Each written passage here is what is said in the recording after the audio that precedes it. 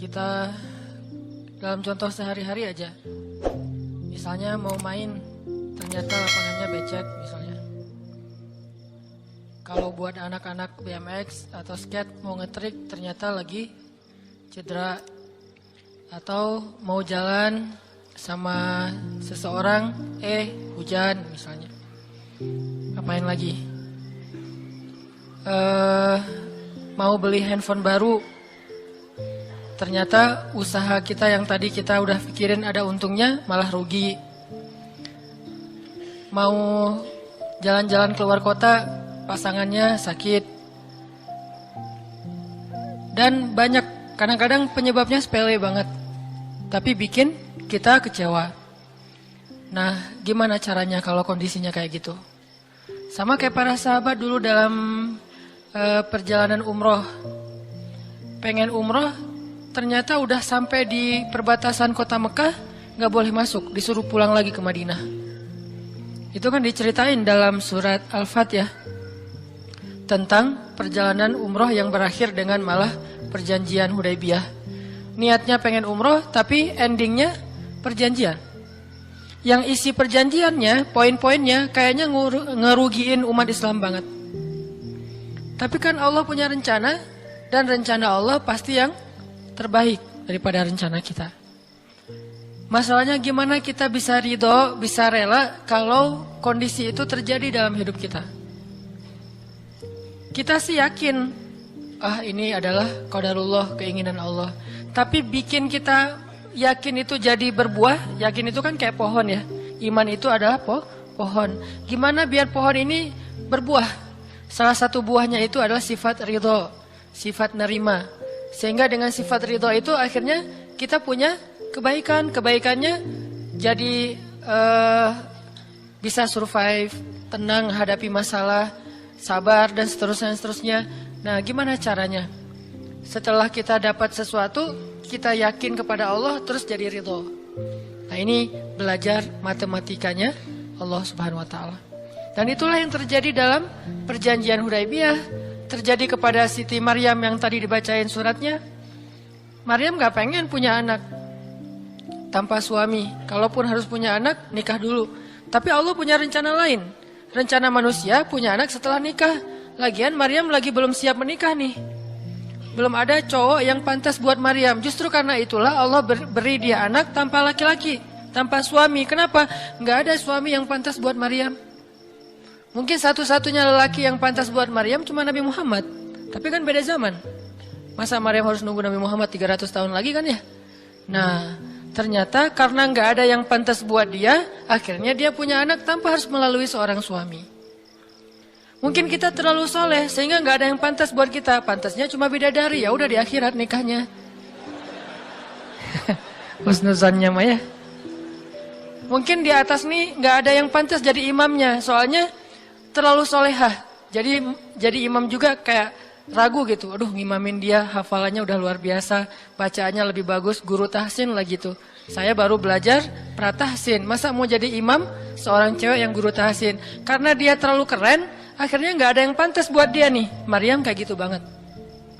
Karena terlalu keren, terlalu soleh, sampai ulama aja ragu Maryam ini nabi atau bukan gitu. Sehingga ada dua pendapat ulama, sebagian bilang Maryam bukan nabi, orang soleh. Tapi ada ulama yang bilang Maryam itu emang nabi, satu-satunya nabi dari cewek.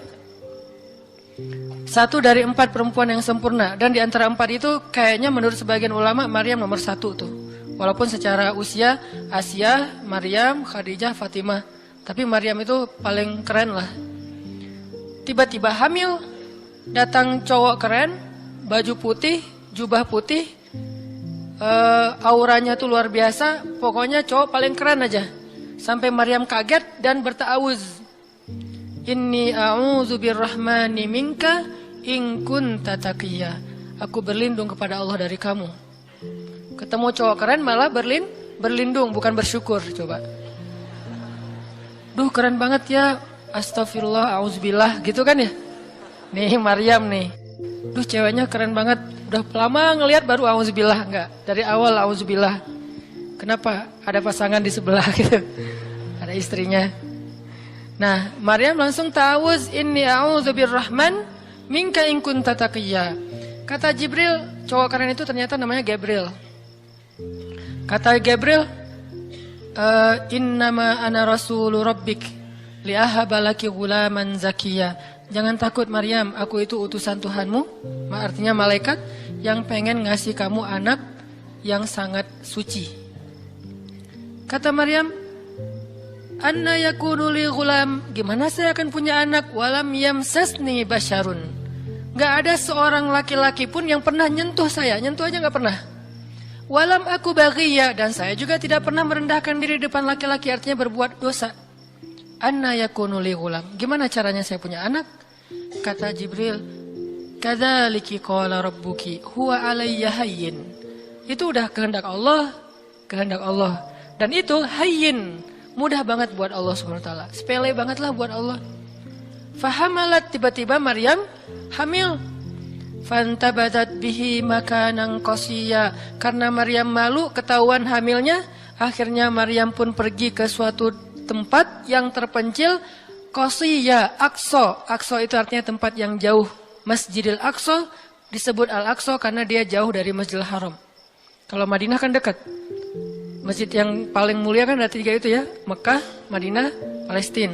Nah, dia disebut Aqsa karena tempatnya jauh. Makanan qasiyya, tempat yang sangat jauh, terpencil, nggak ada siapa-siapa. Fantabadat bihi makanan qasiyya. Fa'aja ahal makhadu. Tiba-tiba dia udah harus ngelahirin setelah sekian bulan, mungkin 9 bulan. Qalat, dia bersandar di sebuah pohon, kemudian dia berkata, ya laitani mittu qabla hadza wa kuntu nasyam mansiya. Dia kayak orang menyampaikan satu bentuk kalimat sedih, kayak kalau bahasa sederhananya kayak ngeluh gitu.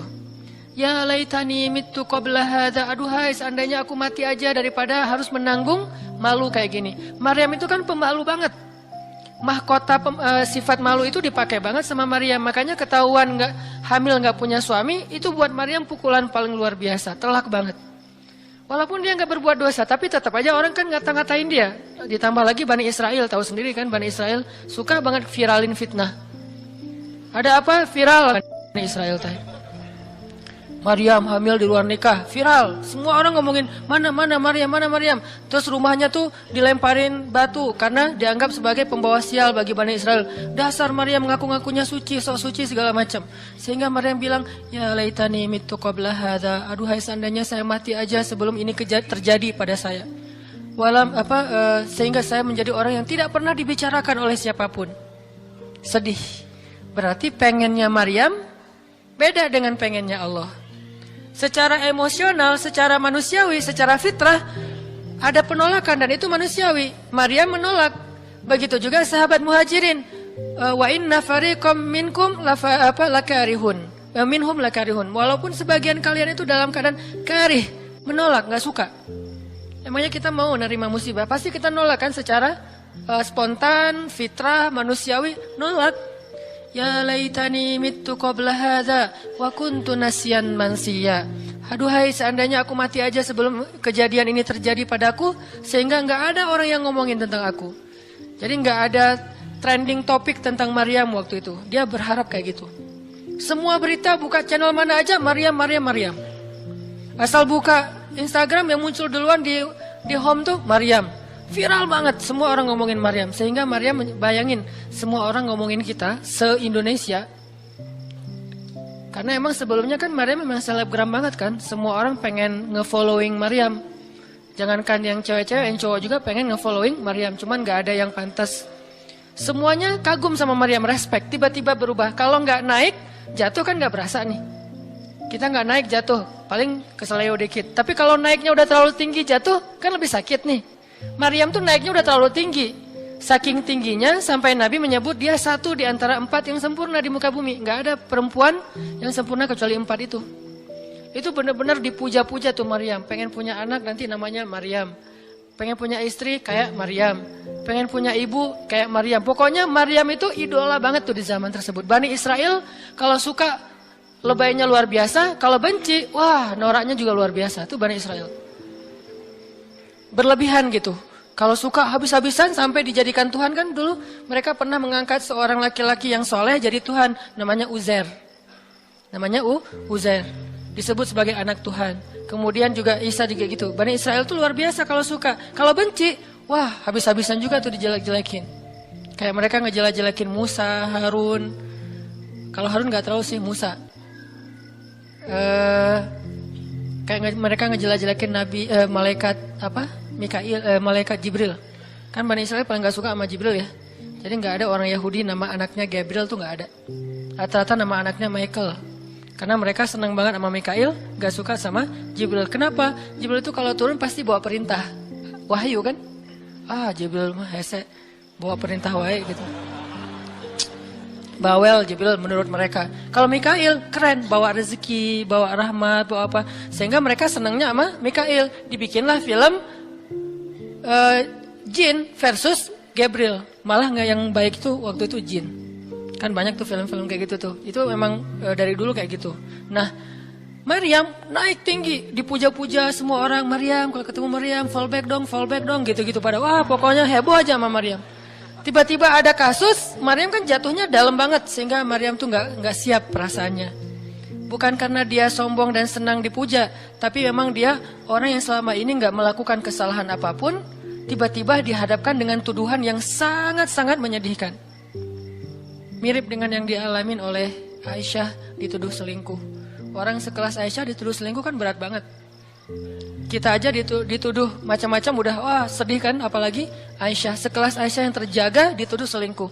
Maryam terjaga dituduh selingkuh. Ternyata diam-diam Maryam banyak banget ada versi gosip dia melakukannya dengan rahib. Ada gosip melakukannya sesama murid di Al-Aqsa, ada gosip melakukan dengan Zakaria, banyak gosip. Berat banget buat Maryam sehingga Maryam mengatakan, ya laitani mittu qabla hadza wa kuntu nasyan mansiya. Aduhai seandainya aku mati aja. Aduhai seandainya dulu aku gak bikin akun Instagram, pasti gak akan jadi apa-apa gitu.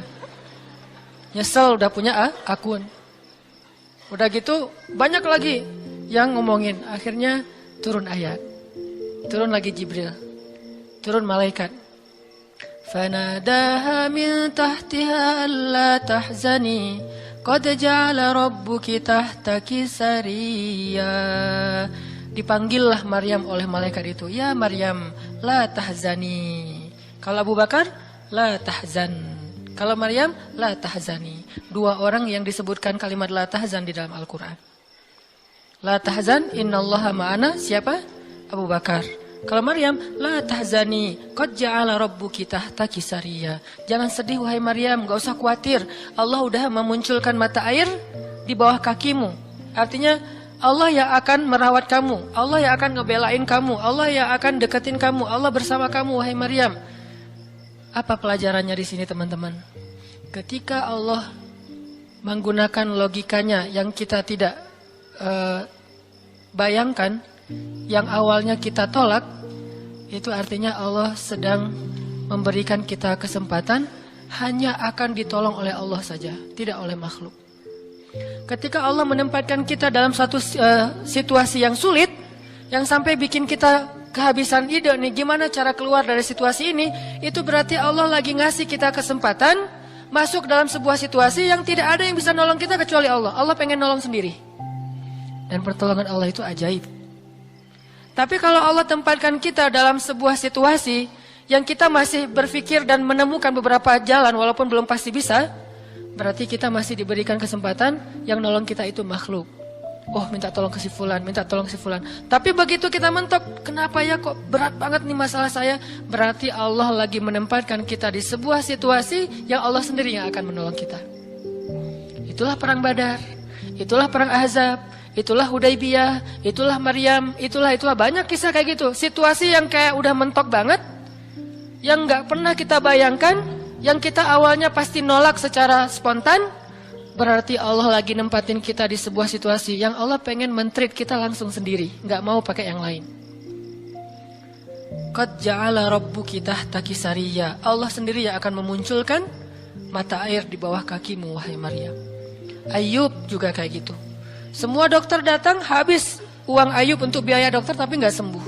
Kenapa? Allah nggak pengen kesembuhannya dengan cara-cara yang kebayang oleh Ayub. Allah nggak pengen kita dapat jodoh dengan cara yang kebayang oleh kita.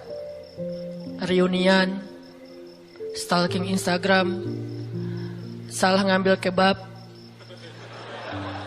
Pokoknya yang kebayang sama kita itu nggak akan.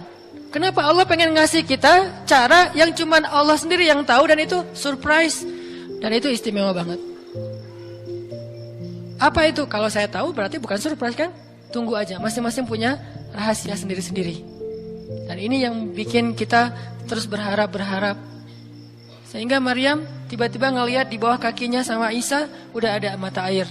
Minumlah dari mata air itu. Terus kata Allah, wa huzzi ilaiki bijid'in nakhlah tusaqit 'alaiki rutban janiyya.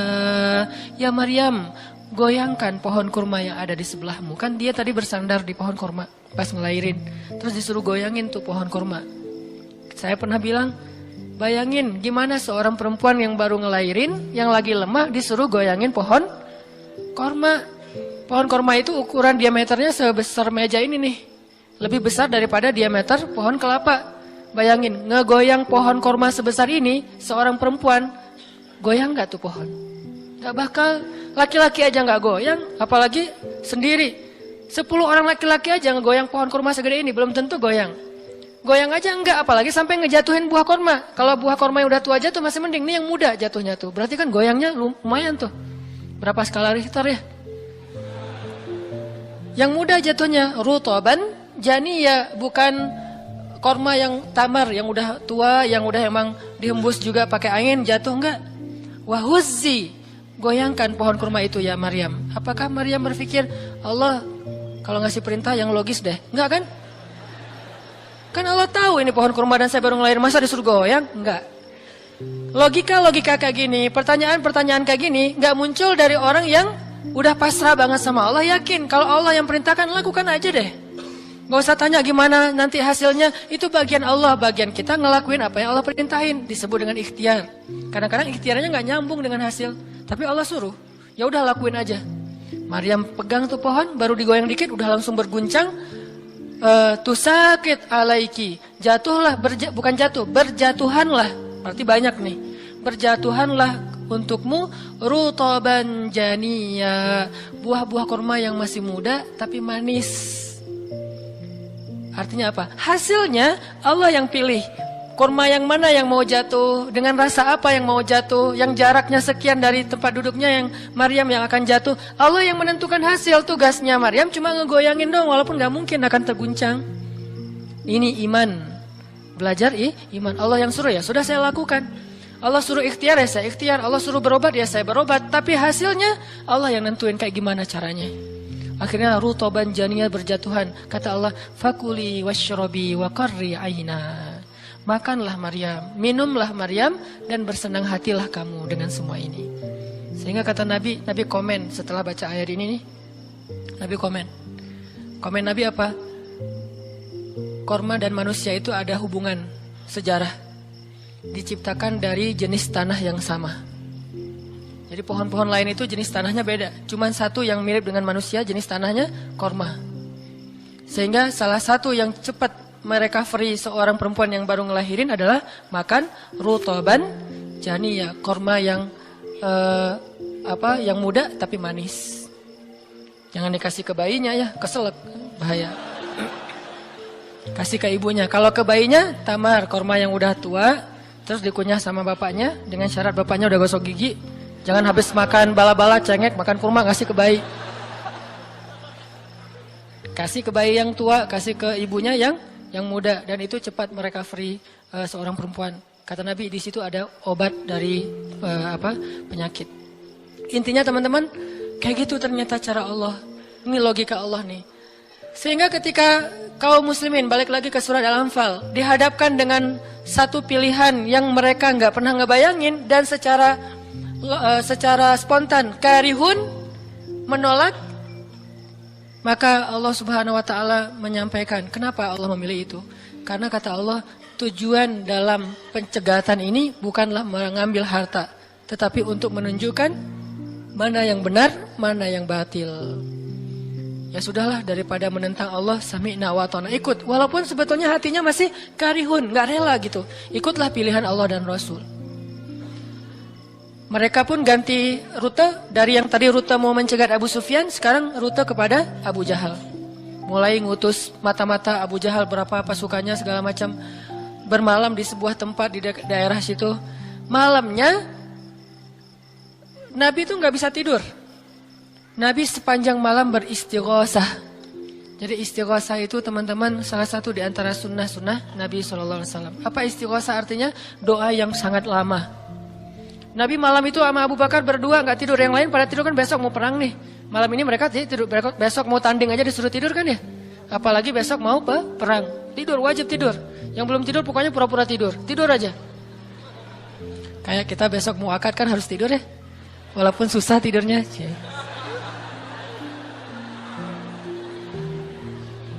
Pokoknya kalau mau akad nggak bisa tidur teman-teman. Ngapain? Ngafal aja. Saya terima kok. Nanti takut salah saya tolak kan bahaya. Udah diizinin sama calon mertua masih ditolak. Nah, malamnya pada tidur kecuali 2 orang, Rasul sama Abu Bakar. Selalu berdua orang ini nih, pokoknya soulmate banget. Direkam soulmate-nya di Al-Quran. Rasul beristighosah, doa yang sangat khusyuk. Berharap banget, panjang lagi doanya sepanjang malam. Sampai Nabi mengangkat kedua tangannya itu nggak gini, tapi gini. Pernah nggak doa gini? Nah, makanya masih sendiri ya. Coba istighosah, ya Allah. Langsung tuh. Jadi kalau doa jangan gini doang, apalagi gini, santai. Sesekali doa, Allah. Ternyata belum, naik lagi sampai mungkin. Dan itu ada sunnahnya, Nabi berdoa dengan, kan Nabi berdoa kadang mengangkat tangan, kadang tidak mengangkat tangan, kayak doa sehari-hari misalnya angkat tangan kan ya.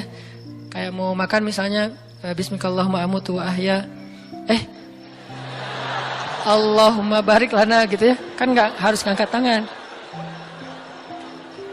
Sariwai ini. Nah, udah kadang Nabi doanya gini, nelunjuk. Bukan merintah Allah, ya Allah kasih lo ya, enggak. Nelunjuk dengan filosofi Arab sama filosofi Indonesia beda. Makanya jangan menerjemahkan teks Arab dengan konteks kita, dengan persepsi kita. Terjemahkan dengan persepsi bahasa sendiri. Apa sih maksudnya? Gitulah. Jadi di Arab tuh kalau gini bukan merintah. Gini tuh artinya cuma engkau yang saya harapin ya Allah gitu maksudnya. Jadi kalau ya Allah itu maksudnya engkau doang yang saya harapin, iya karena budua iya karena selain gitu. Bukan ya Allah pokoknya harus ya, bukan. Kalau kita pakai dengan logika kita kan, kok doa sih nggak sopan sama Allah kayak gitu-gitu amat. Kalau ke manusia mungkin gitu agak kurang sopan. Kalau ke Allah sopan. Bisa gini, bisa biasa aja, bisa gini. Gini juga ada beberapa level. Ada yang gini sampai ke paling atas. Biasanya yang paling atas tuh bab jodoh sih. Kalau bab kuliah masih gini, kerja, giliran jodoh paling tinggi. Apalagi kalau udah jodohnya balikan sama mantan, tuh kayaknya naik kursi. Lebih tinggi lagi. Jadi malam itu Nabi beristighosah sampai syal beliau jatuh, nangis, janggut beliau basah dengan air mata, nangis panjang malam, ya Allah jika besok kami kalah perang, terbunuh semua, mungkin di muka bumi ini nggak akan ada lagi orang yang menyebut la ilaha illallah. Abu Bakar ngambil rida syalnya Rasul ditaruh lagi. Cukup bagimu ya Rasulullah, cukup ya Rasulullah. Allah udah mendengar. Abu Bakar menenangkan Rasul, tapi Rasulullah terus saja gitu. Kayak kita lagi doa kata teman, udah Allah udah dengar. Taruh dulu. Kalau kita mah gitu ya. Nah, tapi jangan dibayangin gitu. Rasulullah pasti khusyuk banget, nggak kayak kita. Udah selesai berdoa, pagi-pagi sahabat riuh. Innalillah gitu. Kalau kita kan innalillah pasti ada yang meninggal ya. Siapa yang meninggal? Enggak, innalillah itu musibah, enggak harus selalu orang meninggal. Ya Rasulullah maafkan kami. Kenapa? Ternyata sebagian para sahabat malam itu digoda oleh syaitan sehingga semua pada mimpi basah. Maaf. Tapi kayak gitu emang sejarahnya. Bukan semua, sebagian besarnya mimpi basah. Sehingga pas bangun mereka dalam keadaan junub, kotor, tidak suci, tapi enggak ada air. Untuk wudhu aja kurang, apalagi untuk mandi. Dan mandi junub kan harus semuanya. Sedangkan besok mereka mau berperang melawan musuh dalam keadaan tidak suci. Ini kayak pertanda buruk gitu. Dan mereka merasa mentalnya makin drop. Tiba-tiba Allah beri ketenangan buat mereka. Turun air hujan. Malam itu hujan turun. Hujannya hujan lokal lagi. Camp kaum muslimin hujan. Camp orang kafir enggak? Hujan. Nyebrang-nyebrang. Hujan enggak. Yang banyak di Indonesia gitu. Di camp kaum muslimin hujan, di campnya orang kafir enggak hujan. Akhirnya pada mandi, alhamdulillah, Allahu Akbar. Itu nanti ada ayatnya setelah itu. Coba nanti baca lagi halaman kedua. Ketika ada adegan hujan segala macam, itu ceritanya kayak gitu. Akhirnya makin mantap, alhamdulillah bisa mandi, wudu, minum. Baru mereka yakin bahwa ini adalah benar-benar perintah Allah. Nah, hidup kita tuh kalau kita ngejalanin hal-hal kayak gini, kita bakalan kayak lagi jalan bareng Allah. Sehingga nanti kita akan banyak ngelihat keajaiban-keajaiban Allah. Kalau kita nggak pernah masuk dalam situasi ini, kita tuh kenal Allah cuma dari kata orang, nggak pernah jalan bareng. Kita kayak kenal seseorang, tapi kata teman kita, cuma lihat postingannya doang, tapi nggak pernah jalan bareng, jadi nggak kenal dekat gitu, dan nggak akan dapat feel. Begitu juga kita kenal Allah. Kalau kita kenal Allah hanya dalam situasi normal, wajar, nyaman, berarti kita kenal Allahnya cuma dari katanya, cenah. Nggak pernah ngalamin sendiri. Begitu kita dihadapkan dengan situasi kayak gini, berarti kita lagi diajak Allah jalan bareng. Yuk jalan bareng saya. Siap ya Allah.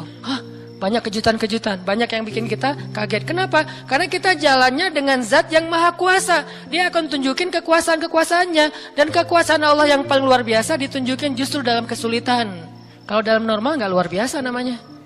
Kayak kita sama teman kita, dia ngasih kita hadiah atau pinjam duit 100.000 pas kita lagi awal bulan, kan biasa aja ya. Coba kalau dia minjemin duit 50.000 pas akhir bulan, kan luar biasa kan. Jadi makin kita sulit, Allah tunjukin kekuasaannya, di situ kita makin lihat gimana kita tuh bergantung banget sama Allah. Emang Allah bikin skenarionya kayak gitu. Sehingga kalau kita teman-teman dihadapkan atau dikondisikan sama Allah dalam suatu keadaan yang kita nggak siap, yang kita nolak, yang kita berontak, tapi di sisi yang lain kita yakin ini ketentuan Allah, belajar meyakini, oh Allah lagi ngajak saya jalan nih. Allah lagi ngajak saya jalan, biar lebih kenal sama Allah. Biar Allah nunjukin langsung. Satu. Kedua, niatin juga, oh Allah pengen memperlakukan saya khusus, nggak mau pakai yang lain, berdua aja biar Allah yang menolong saya, karena udah nggak bisa ngarap siapa-siapa. Akhirnya kaum muslimin pun melakukan peperangan Badar, duel dulu nih. Jadi ada kayak tarung dulu, 3 orang dari kaum muslimin, 3 orang dari orang kafir. Tarung, salah satunya jagoannya Nabi, kesayangan dan kebanggaan Nabi banget, anak muda yang bernama Ali bin Abi Thalib. Ali maju kalah musuh, terkapar 3-3-nya mati. Kaum muslimin bertakbir, ahadun ahad. Yel-yel yang dipakai oleh Bilal dulu di Mekah, dipakai oleh kaum muslimin. Menanglah perang Badar. Dan dalam peperangan itu Allah tunjukkan yang luar biasa, kaum muslimin ditolong oleh makhluk yang turun dari langit berbondong-bondong, terbang menyambar dengan pakai ikat kepala berwarna hijau. Malaikat. Jadi ada khusus malaikat yang tugasnya sebagai malaikat militer. Ini malaikat angkatan udara nih. Malaikat militer. Kalau yang tadi kan di Maryam angkatan darat. Jadi ngasih korma segala macam. Ini angkatan udara. Nyambar dari atas, bayangin. Kaum muslimin lagi perang, tiba-tiba serangan udara, kan luar biasa tuh. Dan ini pertolongannya munculnya kenapa? Karena kaum muslimin memilih pilihan Allah, menggunakan logika Allah. Di logika itu, di jalan itu, di kondisi itu, Allah bakalan nunjukin banyak keajaiban. Kalau kita pengen lihat keajaiban, belajarlah untuk bersabar kalau kita tiba-tiba berada dalam kondisi kayak gitu. Kalau enggak, kita enggak akan pernah melihat keajaiban dan kebesaran Allah. Tiba-tiba datang malaikat nyamber, terus pergi lagi, nyamber lagi. Itu berbondong-bondong tuh, ribuan malaikat. Ngapain sih kok banyak banget ribuan malaikat? Sebetulnya satu malaikat juga ngehembus kan habis tuh orang kafir ya. Ya apaan sih orang-orang, habis kan ya. Gampang kan buat malaikat, kenapa sampai ribuan? Kata Allah alasannya bukan untuk ngancurin orang kafir. Alasannya untuk meneguhkan orang beriman. Jadi Allah kirim banyak tujuannya untuk meneguhkan orang beriman. Sehingga bertambahlah keyakinan mereka kepada Allah Subhanahu Wa Taala. Kita aja yang memang tidak diberikan kesempatan bisa ngelihat malaikat. Tapi malaikat itu nolongin kita. Terutama nolongin teman-teman yang masih fisabilillah. Itu Allah, malaikat dekat banget sama mereka. Saya udah nggak tega nyebutnya. Udah lama kan saya nggak menggunakan kata itu ya. Nggak tega juga lama-lama. Teman-teman yang masih sendiri, yang masih dalam penantian, malaikat itu kalian nggak sendiri. Ada malaikat di sebelah. Malaikat juga kasihan sama kita. Kita aja yang nggak ngelihat. Ada malaikat. Kenapa di sini? Saya khusus ditugaskan nemenin orang-orang kayak kamu dan teman-teman kamu. Oh ya, malaikat yang khusus nemenin yang berstatus J tadi. Ada hadisnya Ustadz? Nggak ada sih. Tapi yakinlah bahwa malaikat itu diutus untuk menolong orang-orang yang sabar. Status sabar kan bisa status masalah tadi, bisa masalah rezeki, bisa masalah sakit. Pokoknya ada malaikat aja yang nolongin mereka, ngedoain mereka, berselawat untuk mereka, memberikan naungan rahmat untuk mereka. Pokoknya banyak tuh. Apalagi para sahabat yang tadi mau memilih pilihan Allah walaupun awalnya nolak, karihun. Karena udah milih pilihan Allah, Allah berikan pertolongan yang luar biasa. Mungkin kalau tadi mereka maksain pilihan sendiri, bisa jadi dua-duanya nggak dapat. Abu Jahal nggak dapat, Abu Sufyan nggak dapat apa-apa. Untungnya mereka bersabar memilih pilihan Allah. Itulah hidup. Makanya teman-teman, kalau pas kita dapat satu musibah atau satu masalah, satu ujian, kehilangan sesuatu, itu berarti kita dikasih kesempatan untuk ngedapetin sesuatu yang lebih baik. Gimana caranya? Berhusnuzon kepada Allah. Karena kata Allah, Ana indah dhanni abdi bi. Aku tergantung prasangka hambaku kepadaku.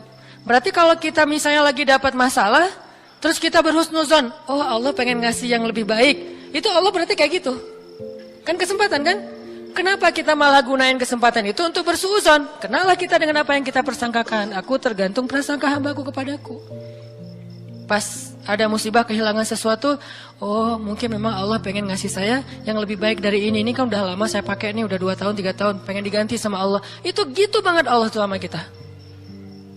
Terus kenapa kita gak mau berprasangka baik kalau kayak gitu? Masalah yakin. Kalau kita malah pas dikasih musibah kehilangan sesuatu bilang, apa lagi maunya Allah, kayaknya Allah gak senang dengan saya taubat nih, maka Allah juga akan memperlakukan kita kayak kita prasangkain. Makanya kalau kita dapat musibah, ujian, itu berarti kita dikasih kesempatan untuk memikirkan sesuatu yang baik yang akan Allah kabulkan. Kalau nggak dikasih itu, berarti kita nggak dikasih kesempatan memikirkan yang lebih baik. Begitu dikasih, oh saya harus mikirin yang lebih baik nih. Kayak gitu aja terus. Apapun musibahnya. Termasuk yang tadi, gagal dalam hubungan, diputusin atau ditolak. Kita mikirin, oh berarti Allah mau ngasih yang lebih baik dari dia. Ternyata tetap ujung-ujungnya dia juga. Kok bisa? Oh berarti dia diperbaiki sama Allah. Dibuat lebih baik, dibuat lebih soleh, lebih pantas, baru bareng dengan kita. Coba kalau nggak dibuat lebih soleh udah langsung jadian. Kan bisa bahaya juga buat kita. Stres juga kan mikirnya ya. Makanya Nabi mengatakan, sebaik-baik perhiasan adalah istri yang soleha. Itu benar-benar menyenangkan hati. Kebahagiaan bagi laki-laki itu adalah memiliki seorang istri yang soleha.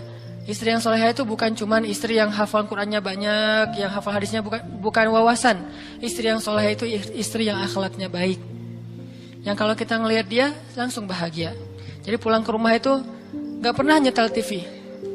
Kenapa papa nggak pernah lihat TV? Kan lihat mama. Yang lama nonton TV pasti ini nggak nyaman ngelihat istrinya nih. Jadi kalau sampai rumah bikin kopi, duduk di tengah ruangan, lihat istri lalu lalang gitu. Pak, TV-nya di situ, ngapain ke sana kemana mama pergi? Itulah hiburan buat papa. Berat juga Pernah nggak ngomong kayak gitu? Belum. Gimana mau ngomong, nggak ada orangnya ya. Nanti kalau udah ada gitu tuh. Makanya saya jarang nonton TV sering nonton YouTube soalnya. Nah ini ya teman-teman. Jadi kita berprasangka begitu dikasih musibah, oh berarti Allah pengen ngasih yang lebih baik. Yang terbaik deh yang kita prasangkain. Karena Allah akan kayak gitu banget. Inilah rahasia matematika Allah yang Allah berlakukan kepada Ahlu Badar, ya Allah berlakukan kepada para sahabat yang berjanjian Hudaybiyah, Baiatur Ridwan, ya Allah berlakukan kepada Siti Hajar, Maryam, dan banyak lagi kisah-kisah yang benar yang disebutkan di dalam Al-Quran. Mudah-mudahan nambah yakin